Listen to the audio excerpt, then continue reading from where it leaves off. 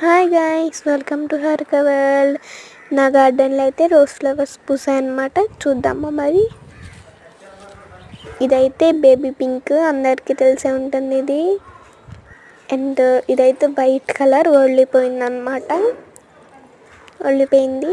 And ఇదైతే pink colour, అందరి ఇంట్లో ఉంటుంది ఇది. అండ్ ఇది వచ్చేసి ఏంటో తెలియదు అన్నమాట. అండ్ ఇది కూడా తెలీదు, పెద్ద పెద్ద మొక్కలు పూస్తున్నాయి. ఇదైతే రెడ్ కలర్, చిన్న మొగ్గను బట్టి తెలిసిపోతుంది కదా.